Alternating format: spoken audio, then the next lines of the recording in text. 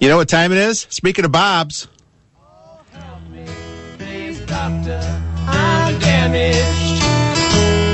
There's a pain where there was. See, to go from Joe into sports to Dr. Bob, you need something in between. You got to clean the palate. And Bob did it. Good morning, Dr. Bob. Like a fine sorbet, Bob from the South Side. Yes. You know, he didn't tell us how many days, did he? Or did I miss that? He did, yes. Oh, okay. Well, I guess I was thinking about something else. Well, this is the land of Jake, where you have to be named either Bob or Paul to get on the air. So, it's an interesting thing.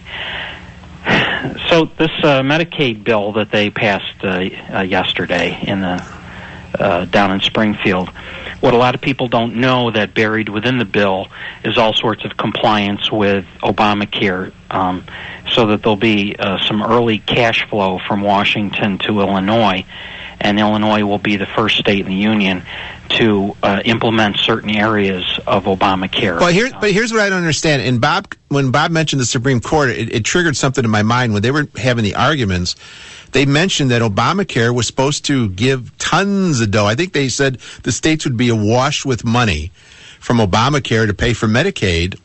That was a Supreme Court justice that said that. Yeah, but if that's the case, why are we cutting these people off of Medicaid now? Well, what happens is the states get awash with money like for the first year or two, and then it all goes back to a state responsibility.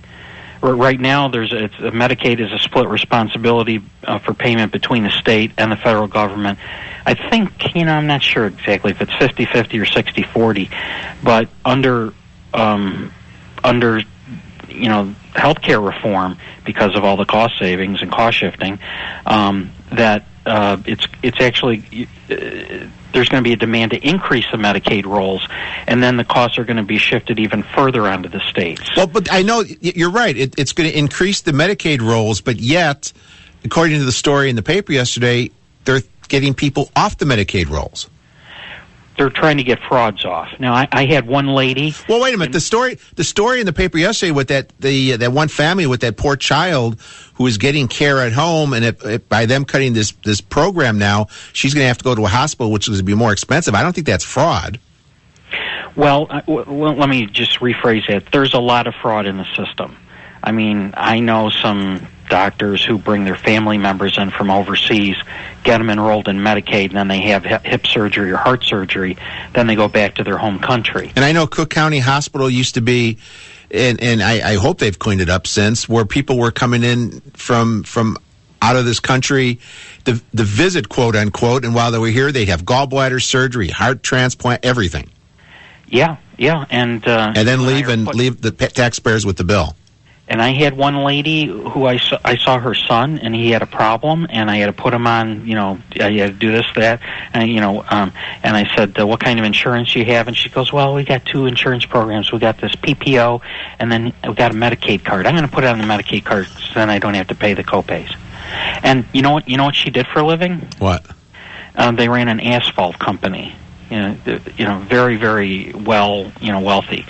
But, there's a lot of cheats out there. There's a lot of everything. They're talking about the food stamp program was on the news in the 5 o'clock at top of the 5 o'clock hour, where people are claiming their cards are lost. They let like 3 times a year, and what's happening is people are selling those cards, and then of course people are just taking the food stamps, but then they get a replacement card and get more money. How many times, in my world, if I were running the country, the second time you lose your food stamp card, well, you're gone for 2 years. No food for you for 2 years. No food for you. Yeah, well, yeah. Well, come on, keep losing your card, please. In the Medicaid program, we get paid an average of 8 cents on every dollar we bill, and there's a copay. If you're under 18, there's no copay, or in a couple of other situations. But the copay is very minimal. It's how much? $2. 8 cents on a dollar? Pardon? 8 cents on a dollar? Well, let me tell you, Jake. If I'm forced to take more of this, I'm going to come work for Cumulus Media and sell advertising. 8 cents on a dollar. That's probably he's going to charge $300,000 for treat hemorrhoids. It doesn't exactly work that way. You can't. I mean, I can't. You can if you're a frauder, but I can't increase my bills like that. I mean, I have to submit charges, and these it's $40, $60, $80, $110 charges, and then I'll get paid 8 cents on that when I get paid, like 2 to 3 years after I submit the charges. But the copays are minimal. They were $2. I think in many situations they're going up to $3.60. Why the odd number, I don't know. But people all the time will say, "I can't afford the $2. I can't afford the $2." So we say, "Okay, we're nice people. We're doctors. We're all codependents. We want to help people. So come on back." And we see the patient, and then they, you ask them questions, and then you're looking at their new $300 sneakers, and they're talking about the fact that they're got a vacation plan to Las Vegas, and then next week or so, they're going next time to they come in and they can't afford the $2 copay, tell them you'll give them $2 for one of their sneakers. And you want to know something? If you turn them away, then if you say, discrimination. You're discriminating against me. I'm gonna. No, they don't have the copay. It's a fine line. A lot of times they have a problem. You need to see them. You're following up from the hospital, and they got a serious problem that could turn back into a life-threatening condition. And and one of the problems is that the personalities that go into medicine are people that want to help other people. Well, there's the problem right there. And so we will look over. We need more business people being doctors. We need more hard-nosed, stiff-spined, nasty people. Yes. Yeah. Which is federal government workers. That's what you need. All the doctors are selling their practices and going to work for stiff-spined, nasty people. So it's going to work out. We're armed for success. My son's going to start buying practices up at 8 cents on the dollar. Yeah. And he's going to just get very stiff-spined and whatever. Hartford Medical Industries. Yeah. Mm-hmm. And then I got other patients now. The other big thing is somebody's got a hold of my name and my DEA number, and they're calling pharmacies all over the city of Chicago trying to score narcotics. And every day I'm getting like 3 phone calls from this pharmacy in Hinsdale, this pharmacy in Highland Park, this pharmacy in down on Devon. Did you approve these 300 Vicodin for this person? And then I call the police, and they're saying, well, we'll take a report on it. And will you do something about it? No. It's good that we get it down in writing in case, something comes back at you for, prescription. This is not your time to be complaining, Dr. Bob. I know, it's Memorial Day. You're supposed to be here helping people. Yeah, to be honest with you, one of the most moving times in my entire life was when I visited Normandy, and I used to go there every year and spend about 3 weeks and follow the troop movements from the D-Day invasion.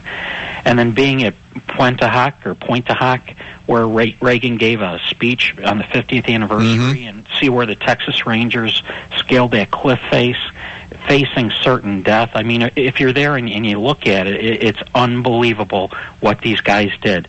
And they've left the terrain in the fashion that it was after the bombardment. I mean, the ground is all scalloped out from those 16-inch shells hitting it. And then you go down like a mile and you go to Deauville, where the cemetery is, and you see the thousands of crosses and stars of David in perfect alignment. And it's so quiet there and serene, and you realize, just what the cost of what we have is today. And people like me complain because I live in relative safety and security, and I'm concerned about the future of the country and spending and everything like that. But these guys all gave their lives so that we could have the ability and the privilege to live in safety and security and complain like we do. So, all right, thank you, Dr. Bob. Have a wonderful day. You too. Bye. I had thank you, Dr. Bob. I had the D-Day on my list of places to go before I die. I've taken it off the list because I realize I'm never going to get there. Just like I've never been to Maui, not going there either. I've taken that off the list. Do you see the U.S. Ninth Court's going? They're going to spend $1 million in Maui, having a conference. I made a mistake years ago when I didn't go to work for the federal government. I could have seen the world. Could have seen the world. Anyway, 650, back to your calls, 591-8900, Awake with Jake on 89 WOS. Nothing for you. The NATO Summit is behind us. It's high five.